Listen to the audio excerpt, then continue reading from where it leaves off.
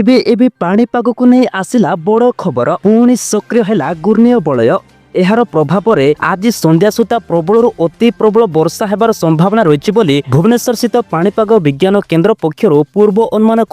तेबे 9 जिला को ऑरेंज अलर्ट जारी कला पाणीपाग विभाग केन्द्र ए 9 जिले में 7 रु 12 सेंटीमीटर पर्यंत प्रबल वर्षा हेबार संभावना रही घंटा प्रति 40 रु 50 किलोमीटर बेगर पवन बहिबार संभावना रही तेबे आउ 11 जिले में किछि स्थान में अति प्रबल वर्षा हेबार संभावना रही बोली भुवनेश्वर स्थित पाणीपाग विज्ञान केन्द्र पक्षर पूर्व अनुमान करा 11 जिला को ऑरेंज अलर्ट जारी करिछि पाणीपाग विभाग केन्द्र बाकी 10टी जिले में पाग सुखिला रहिबो बा किछि जिले में अति प्रबल वर्षा संभावना रही तेबे एई जिला गुड़िक को ग्रीन अलर्ट जारी करिछि पाणीपाग विभाग केन्द्र तेबे आपण को जिला देखुछन्ती आमको कमेंट करे निश्चय जणातो जा फल आपणक जिलार सटीक पाणीपाग अपडेट आपणको आमे देई पारिबो ता पूर्वरु चैनल को सब्सक्राइब करनथिले सब्सक्राइब करि दियंतो जा फल आपण सर्वप्रथमे पाणीपाग अपडेट जानि पाइबे एवं आपणक सांगसाथी समस्त को बहुमात्रा रे शेयर करंतु जा फल सेमान मध्य पाणीपागर अपडेट जानि पारिबे तेबे उत्तर पश्चिम बंगोपसागर रे लघुचाप सृष्टि संभावना आगामी 12 घंटा रे सृष्टि होई पारे लघुचाप क्षेत्र सक्रिय घूर्णिबलय प्रभाव रे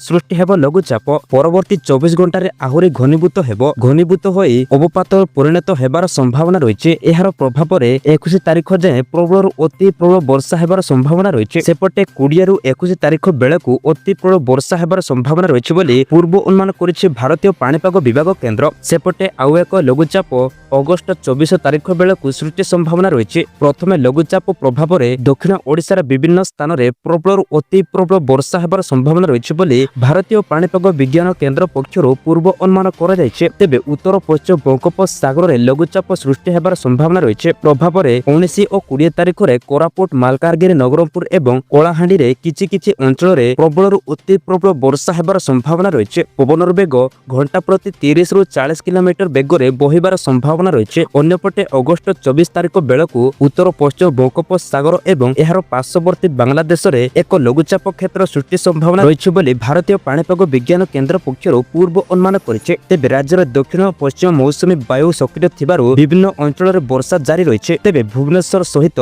कटक ढेंकानाल रायगड़ा मयूरभंज पुरी एवं बालेश्वर आदि जिला गुड़िक प्रबल अति प्रबल वर्षा हेबार संभावना रही आसंता 24 घंटा मध्य कोरापुट एवं मालकानगिरी जिले में बिजुली घड़घड़ी सह प्रबल अति प्रबल वर्षा हेबार संभावना रही पवनर बेग घंटा प्रति 30 रु 40 किलोमीटर बेगर पवन बहिबार संभावना रही उक्त 2 जिला को पाणीपाग विभाग पक्षर येलो वार्निंग जारी करा तेबे मयूरभंज केन्दुझर सुंदरगढ़ बालेश्वर भद्रक जाजपुर केन्द्रापड़ा कटक पुरी जगतसिंहपुर खोर्धा नयागढ़ गंजाम गजपति सुंदरगढ़ सुवर्णपुर नुआपड़ा बलांगीर कलाहांडी कंधमाल नवरंगपुर एवं रायगड़ा जिला को वज्रपात सहित प्रबल अति प्रबल वर्षा हेबार संभावना रही बोली भुवनेश्वर स्थित पाणीपाग विज्ञान केन्द्र पक्षर पूर्व अनुमान करा